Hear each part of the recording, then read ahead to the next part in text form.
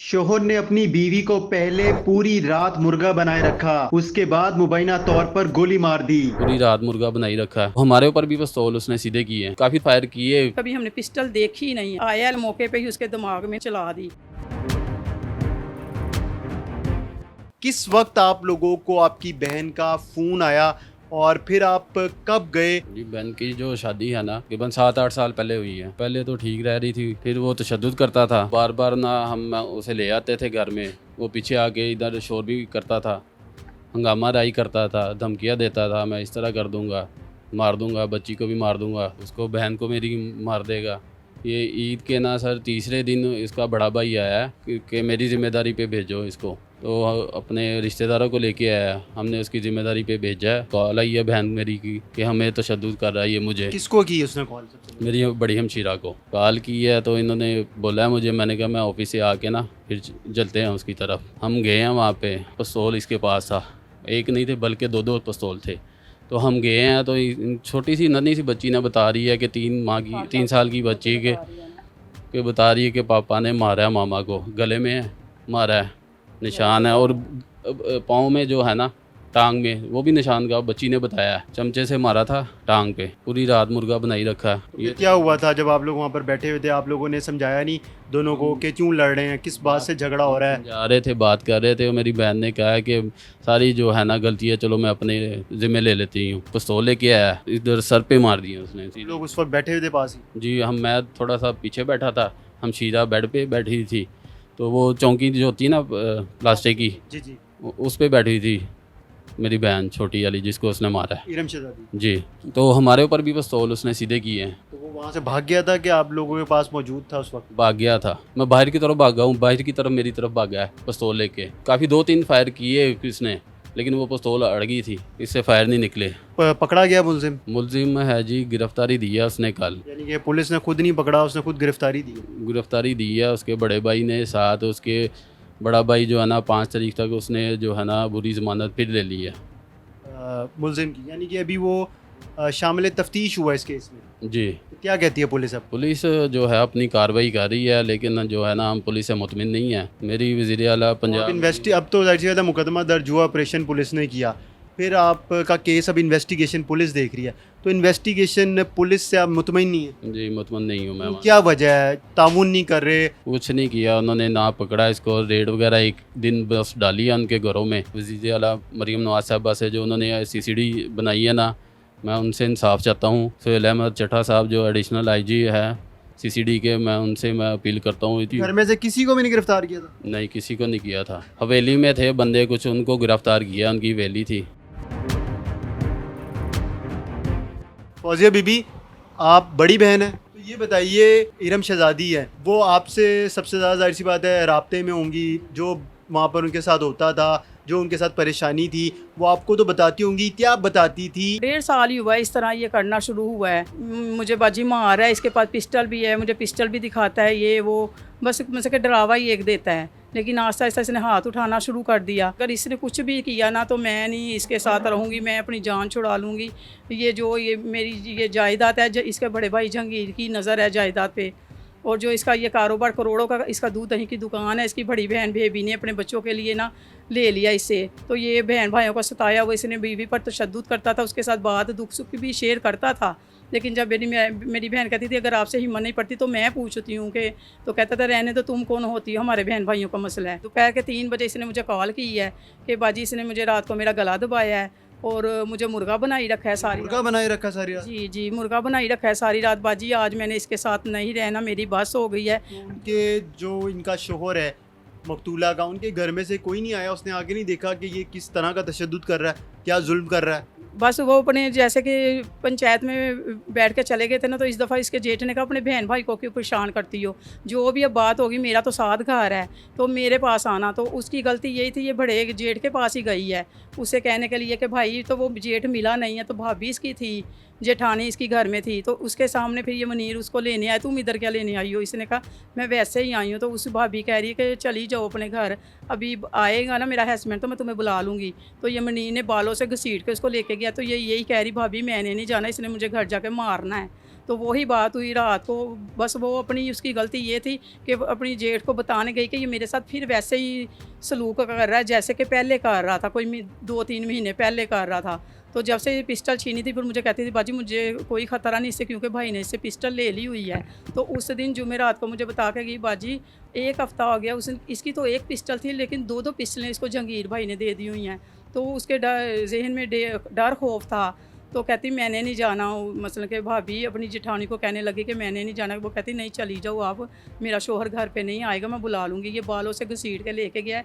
फिर उस रात इस वजह से इसने उसको मारा है। बाजी आज मुझे आके ले जाओ, क्या मेरी जनाजे की चारपाई लेके जाओगी? मैंने कहा नहीं, अल्लाह ना करे। उसी रोज़ आपको फ़ोन करके उन्होंने बातें की? जी 3 बजे। फिर दरमियान में इसके हस्बैंड ने भी फ़ोन किया है, तो ये अपनी बातें बताने लगी। मैंने कहा ये तो मैं आऊँगी बैठूँगी जैसे पहले आते थे, बहन भाई आते हैं, तुम्हारी भी सुनेंगे उसकी भी सुनेंगे। तो इसके फिर काफ़ी घंटा मेरे साथ ये बहस करता है। मैं कहा चलो तुम मेरे भाई हो, मियाँ बीवी हो, झगड़ा होता है, लेकिन देखो तुम औरत पे हाथ तो ना उठाओ ना। हर चीज़ औरत बर्दाश्त कर लेती है, एक हाथ उठाना मर्द का नहीं बर्दाश्त करती। फिर इतनी देर में मैं इधर आई, अपने भाई को मैंने बताया। मेरे भाई ने फिर भी कहा कि बाजी आप जो बड़े हैं ना उनके पास जाओ, वो क्या कहते हैं, हमने इस दफ़ा खुद नहीं जाना। तो मेरे चाचू ने फ़ोन किया इसके मामू को जो पंचायत में बैठा हुआ था, ये जहांगीर का मनीर का मामू। तो मैंने उससे कहा, वो कहते कि जी मैं बेटा आज मेरी तबीयत ठीक नहीं है, मैं नहीं जा सकता। फिर हमने अपनी पुप्पो को कॉल की, पुप्पो वो बुला रही है बार बार, इसने पाइप रखा हुआ है पानी वाला मारने के लिए और ना इतना लंबा सरिया सा रखा हुआ है। मैं कहा जेठ आया, तुम्हारी कोई बात सुनी है? कहती हाँ जी बाजी अभी अभी थोड़ी देर पहले आया और अपने भाई को ये कह के चला गया कि आज रात इसका किस्सा तमाम कर देना, आज रात जो इसका फैसला करना है तुम कर देना। तो कहती इस तरह लेके ना इसको बाहर को चला गया है। जब मैं गई हूँ तो इसी तरह इसने मुझे बातें रात की फिर बताई। फिर ये आया थोड़ी देर बाद, मैंने कहा चलो खामोश हो जाओ, सुनना ले, दरवाजे खुले हुए हैं। फिर ये आया है, पहले की तरह नहीं इसने किया कि जैसे कूद के पड़ता होता है, तुम लोग क्यों आए हो या क्यों हमारी बात सुनी हो, हमारी आपस की लड़ाई झगड़ा। ये बड़ी राम तसल्ली से आया, इसने कभी हमारे साथ सलाम भी नहीं ली। उस दिन फिर इसने हमारे साथ सलाम ली है, बच्ची को मसलन के पकड़ा उठाया, फिर बैठ गया इधर बेड पे। मेरा भाई थोड़ा सा सोफे पे था दूर, तो ये इसी तरह बातें मुझसे करने लगा, ये ऐसे वैसे। मैंने कहा देख तू मेरा भाई है, तो ये अपनी बच्ची को देखो, तुम्हारी बच्ची के ज़हन पे बुरा असर पड़ता है। चलो मैंने कहा औरत के साथ तुम जो मर्ज़ी कर लो। कहता मैंने दुनिया का देखो इसे सुख हराम दिया। मैं कहा वो कब कहती है? वो कहती है। मैंने कहा हमें भी नहीं नज़र आता, हमारी ये तो चाचियाँ ताइयाँ भी कहती हैं माशाल्लाह अपने घर में सुखी है। मैंने कहा फिर औरत पे हाथ भी उठाते हो? तो ऐसे ही वो फिर मेरी बहन ने झोली उठा ली हुई, ये जिस तरह कह रहा था ये वो इस तरह। मैंने कहा मेरा भाई औरत पे हाथ ना उठाओ, क्योंकि औरत हाथ उठाने से ही फिर वो बागी हो जाती है। तो फिर मेरी बहन झोली, वो जैसे जैसे कहता रहा ये ऐसे करती, वैसे मेरी बहन ने झोली उठा ली। मेरी बहन ने कहा अच्छा बाजी चलो मैं सारे गुनाह अपनी झोली डालती हूँ, मेरी ही गलती है। ज़ाहिर है हर बात पे औरत ही गलत होती है। तो इस तरह बस कह के ना वो बैठी रही है। तो ये बस ऐसे ही गया है, आराम से साथ वाले कमरे में गया है। तो इसने पता नहीं पिस्टल थी इसके पास, मुझे ना हल्की सी टीच की आवाज़ आई है। हमें कोई इल्म नहीं था कि हमारे भाई और मेरे अब्बू नहायत इतने शरीफ है, हमें कोई हमारे घर में कभी हमने पिस्टल देखी ही नहीं है। तो ये आया ला के मौके पे ही उसके दिमाग में ना इस तरह इसने चला दी। फिर कहता मेरे हाथों ही मरना था ना। कहा है वहाँ पे गोली मार के? हाँ जी गोली मार के फिर इसने कहा ये लो मेरे हाथ को ही मरना था। मेरी बहन उधर ही दिमाग में सेंटर में बिल्कुल ला के चला दी। कोई मौका नहीं दिया कि हमें कोई मौका देता या उसे डरावा देता तो हम शायद उसकी बचत हो जाती। हम बहन दूर से फायर मारा था, करीब आके पास आके? बिल्कुल बिल्कुल इस तरह पास आके, इस तरह वो बैठी हुई है, इस तरह बिल्कुल उसके पास खड़े होके ऐसे टर्न किया हुआ था, इस तरह साइड पे था भाई, पीछे से आगे हाँ जो है ना उसने हाँ, मारा था। पीछे ही था, हमें नहीं नजर आई इसकी पिस्टल। इसने निकाला फायर, हाँ इसकी पिस्टल फायर किया। फिर मेरे भाई को पकड़ लिया भाई, मैं बाजी ने कहा, मेरे भाई को पकड़ लिया बरामदे में। इतनी इसमें दीदा दलेरी थी कि ये उस वक्त सीन दे के भागा नहीं है।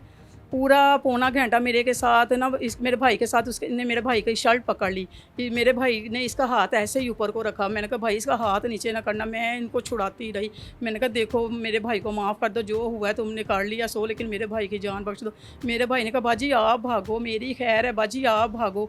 तो काफ़ी लंबा उनका मेन गेट का रास्ता था। मुझे तो ऐसे जैसे किसी फरिश्ते ने धक्का दे दिया। मैं पीछे मुड़ मुड़ के देखूँ, मैं कहूँ मेरा भाई नहीं है, मेरा भाई नहीं है, लगता है इसने मेरे भाई के साथ भी कुछ कर दिया है। फिर मेरे भाई ने गली में जाके भी कहा है बाजी भागो। मैं भागी, सबसे आगे आगे मैं थी, उससे पीछे मेरा भाई था, सबसे पीछे ये एक और पिस्टल लेके। मैंने कहा हाय वो पिस्टल तो उसकी उधर गिर गई थी, ये वो तो और तरह की थी, वो आगे से ना वाइट था पिस्टल के ऊपर जब इसने चलाई थी। इतना को तो मैंने, जब मेरे भाई ने हाथ से छीन के गिरा दी ना तो वो उधर गिरी थी, बरामदे में पड़ी हुई थी इनके।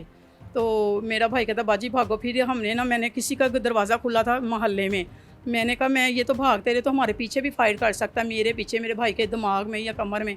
मैंने ना उनके ना मोहल्ले में दरवाज़ा खुला तो मैंने उनके अंदर चली गई। पहले हजाम की दुकान थी, मैं उधर नहीं गई। मैंने कहा उधर भी हर कोई अपनी जान बचा रहा है तो ये दुकान पे आके ना हमें कुछ नुकसान पहुंचा दे। तो मैंने ना किसी के घर चली गई, दरवाज़ा खुला, फिर साथ ही मेरा भाई मेरे पास से गुजरा, मैंने इसकी शर्ट भी खींच ली।